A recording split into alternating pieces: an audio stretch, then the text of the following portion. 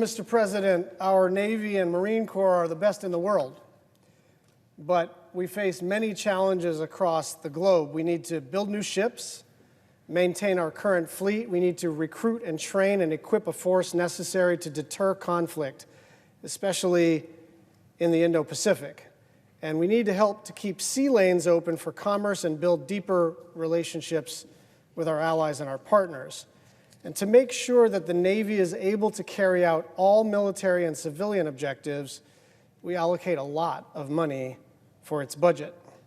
A comptroller is critical to ensure accountability of taxpayer dollars and keep the Navy's readiness at the highest level. Russell Rumbaugh, the nominee for this position, will bring firsthand knowledge to the job, having previously served as both special assistant to the director and an operations research analyst in the Secretary of Defense's Cost Assessment and Program Evaluation Office. And having served as an Army infantry officer, Mr. Rumbaugh has a unique perspective that will help him to support and strengthen our Navy. But his nomination is stuck because the senator from Missouri is blocking it over disagreements not with Russell Rumbaugh, not even necessarily with the Department of the Navy, but with the Biden administration and Afghanistan policy. And I know, because we've been here before, actually, Senator Hawley and I think 3 times, this is the 3rd time, what he's going to do today. I'm going to make a unanimous consent request that we get the Navy a comptroller. And he's going to say, no, I want a special committee on the Afghanistan withdrawal, which I'm not the Armed Services Chairman. I'm not the majority leader. I can't authorize that kind of thing. And in any case, the House Armed Services Committee is absolutely, under a presumed Speaker McCarthy, going to do tons of oversight in this space. But my basic complaint about this tactic is it's not what this power is for. It's not what this power is for. We're all given the ability to block a nominee. It is supposed to be used sparingly and not in the fashion that it's used by the senator from Missouri. The senator from Missouri is essentially, it's not a total blanket hold because sometimes he allows the body to vote on somebody. But the demand, which he knows will never be accepted, remains. Otherwise, he will block the logistics guy at the Army. He will block the fiscal guy at the Navy. He has blocked numerous Department of Defense nominees, not because of their qualifications, not because of any particular dispute regarding the nominee, but because he's mad about the Afghanistan withdrawal. Lots of people are mad about the Afghanistan withdrawal. Only Senator Hawley does this, and I would just submit that the right way to influence foreign policy is on the floor, as an amendment to the defense authorization or the State Department authorization, or on the Senate Foreign Relations Committee, or on the Senate Armed Services Committee, but just stomping your feet and disabling the Department of Defense from doing the work that it needs to do. I just got out of a meeting. I came right out of this meeting with the Chief of Naval Operations. And we talked a little bit about this position. He talked to me about how important it was. And so Senator Hawley and I may have a different view about the Afghanistan withdrawal, but I don't understand what Russell Rumbaugh has to do with this. He's an eminently qualified person. I don't even think the senator from Missouri is alleging that this guy couldn't do the job or shouldn't do the job, just he's mad about something else. And so we've got to break this logjam. The senator from Missouri has been doing this for, well, more than a year now, and the Department of Defense itself is suffering. And so, you know, we've exchanged some pretty tough words, but I just hope that he sees fit to separate his foreign policy objections around Joe Biden being president and Secretary Austin and Secretary Blinken. Fair enough. It's a free country. He's a Republican. I'm a Democrat. These are the kinds of fights we have. But why block the comptroller from the Navy? It just makes no sense to me. And so I ask unanimous consent that the Senate consider the following nomination, calendar number 972, R. Russell Rumbaugh to be an Assistant Secretary of the Navy, that the Senate vote on the nomination without intervening action or debate, that if confirmed, the motion to reconsider be considered made and laid upon the table, and that the President be immediately notified of the Senate's action.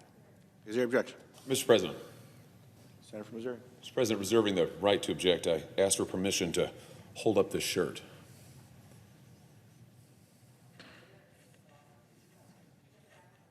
I object. Fine. Objection heard. No objection. No, it's fine. Go ahead. Without objection. Thank you. This is Jared Schmitz, Lance Corporal Schmitz, from the state of Missouri, Winsfield, Missouri. His father made this T-shirt and gave it to me a couple of weeks ago when I last had the chance to visit with him. Lance Corporal Schmitz was killed in action at Abbey Gate on August 22nd of last year. On the back are the 12 other Marines who were lost along with Lance Corporal Schmitz on that day. When I saw his father and he gave me this shirt, he told me about all they're doing to honor Jared's memory. And he asked me to continue to fight, to uphold that memory, and to get answers. And I said, that's exactly what I will do. And the truth is, that family and the family of the other lost Marines and every American citizen have been waiting too long for answers about what happened at Abbey Gate over a year ago, as the senator from Hawaii rightly notes. We're waiting for answers as to why the commanders on the ground weren't heeded. We're waiting for answers as to why the White House wasn't ready to do a proper evacuation. We're waiting for answers about how the security situation so deteriorated that 13 service members were killed and hundreds of American civilians were left behind to terrorists there in Afghanistan. We're still waiting for answers. And so, no, I'm not willing to pretend that everything is fine at the Pentagon. Everything is not fine at the Pentagon. I am not willing to say that business as usual should go on. And no, I am not willing to waive the rules of regular order and expedite nominations without even a vote on the floor of this Senate.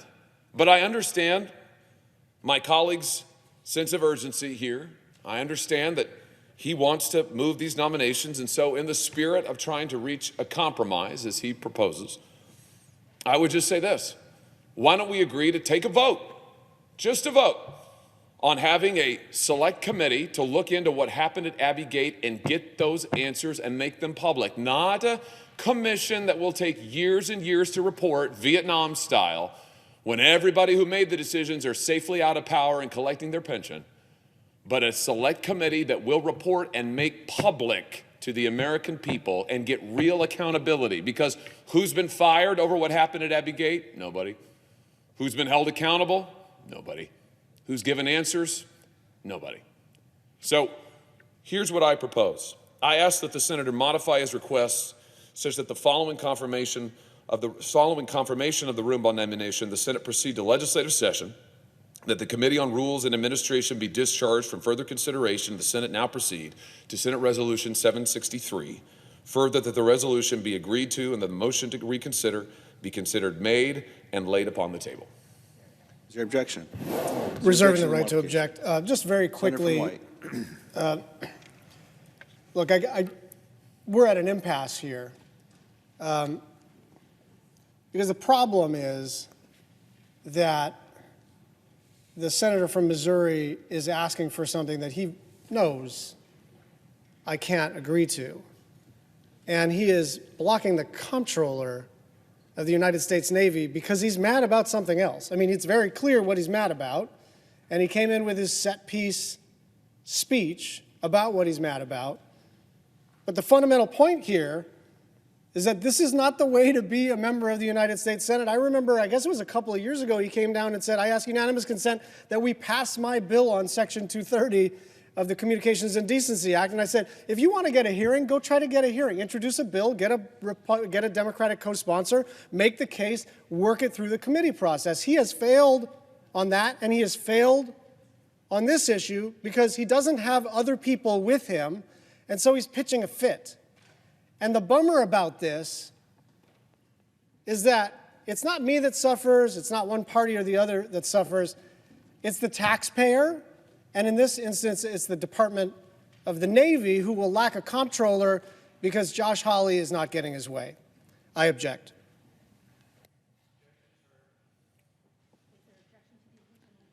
Is there objection to the original request? I object. Objection is heard.